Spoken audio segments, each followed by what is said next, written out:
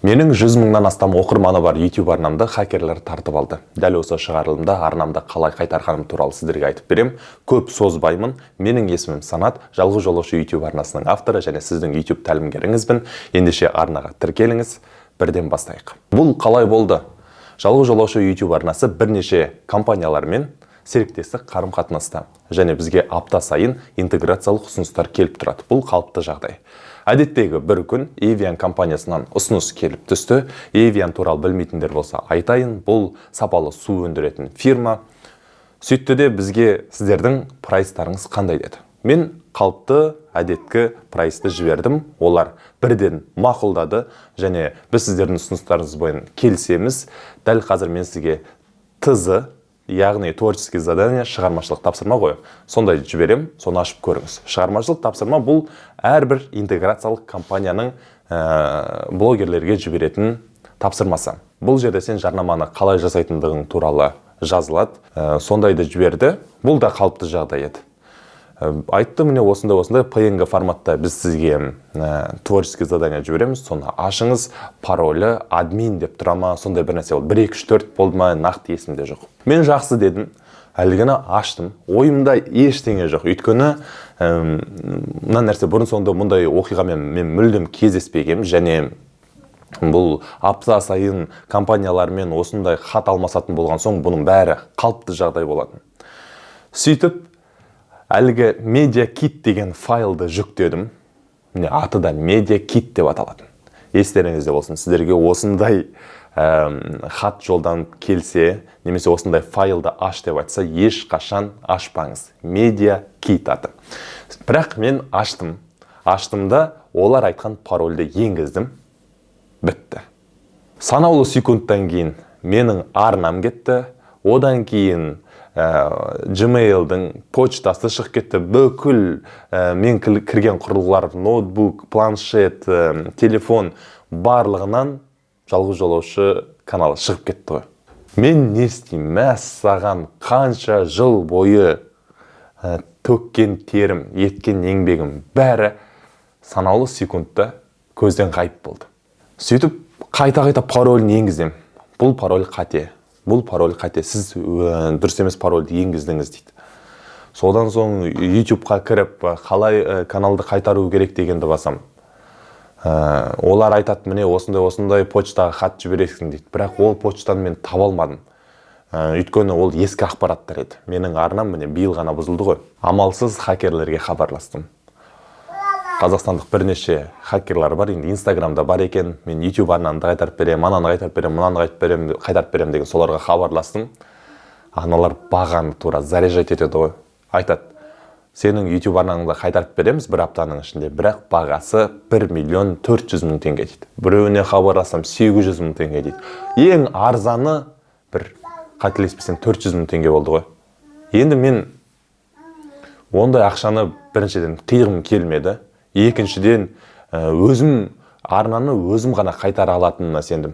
Өйткені олар айтады, хакерлар айтады, арнаны қайтып береміз, тура сондай MediaKit файл жасаймыз да, әлгі кімдерге жібереміз, мошенниктерге. Сол мошенниктер соны ашса, сен қайтадан қайтып келеді, сенің медиа файлың, сенің YouTube арнаң кетті. Хакерларды хакермен алдамақшы да. Кейін өзімнің YouTube арнама кірем ғой. Оның аты өзгертіледі. Жалғыз жолаушы дегеннің аты Ripple дегенге өзгертілді. Одан кейін мен құйған контенттің барлығы өшіріле бастады көз алдында. Өшіріліп болғаннан кейін белгісіз криптовалютаның жарнамалары шыға бастады. Одан кейін бірнеше сағаттан кейін әлгі YouTube арна жоқ болып кетті. YouTube'тың өзі удалить етіп тастады. Мен мәссаған ана жерде депрессияға түстім. YouTube арнам жоқ, көз алдымда жоқ болып кетті, ұрланды. Енді оны қалай қайтарам? Әлде әлгі хакерларға сұраған ақшасын бере салу керек бе деп те ойладым. Бірақ 3-4 күннен кейін мен мынандай тағы бір ақпаратқа көзім жетті. YouTube поддержка бұрынғыдай Google-дың поддержкасының астында емес, ол X-тің ішінде. X дегенді білесіздер ма? Бұрынғы Twitter ғой, Elon Musk сатып алып X-қа өзгертті ғой. Соның ішінде YouTube авторларына қолдау аккаунты бар екен.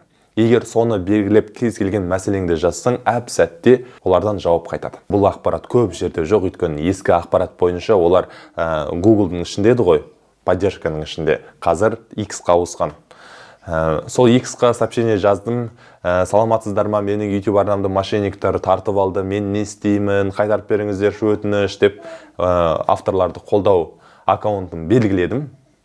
Бірнеше минуттан кейін маған хат келді, олар маған форма жіберді, осы форманы толтырып заявка қалдыр деді. Мен форманы толтырдым, қазіргі қолымда бар почтаны жаздым. Сөйтіп сол почтаға маған хат келді, хатта менеджер шықты, маған бірнеше сұрақтар қойды. YouTube арнамды қай жерде аштың, қай уақытта аштың, қандай контент жүктедің. Мен барлығын жазып жібердім. Тіпті менің артымда тұрған күміс батырманы да жібердім. Өзімді видеоға түсіріп, оны да жібердім. Міне мен осымын деп. Бізде уақыт айырмашылығы бар ғой. Сен қазір сообщение жазасың, саған ертең түнде бірақ келуі мүмкін. Сондықтан бірнеше түн ұйқысыз өткіздім. Тіпті YouTube арнамды қайтарам деген үміт те сейіле бастады. Депрессияға түсіп, барлығынан күдер үзіп, қайтадан жаңа YouTube арна бастайын деген ой болды. Тіпті бастадым да. Бірер сәттен кейін, күннен кейін маған хат келді. Ол жерде айтылады, мына жерден бізге заявка түсу үшін сіз паролімді ұмыттым деген батырманы басуыңыз керек деді. Мен соны бастым, оларға заявка келіп түсті. Бір күні түнде ұйықтап жатам, оян кеттім өзім. Қайтадан телефонды алып почтаға кіріп қарасам, маған хат келіпті YouTube-тан, айтады осылай, біз сіздің осы YouTube арнаның автор екеніңізге көзіміз жетті, осы сілтемені басыңыз, басқаннан кейін жаңа парольді енгізіңіз деді. Жаңа парольді енгіздің, бастым, менің почтам қайтты, бірақ әлгі удалителіп қалған YouTube арна жоқ.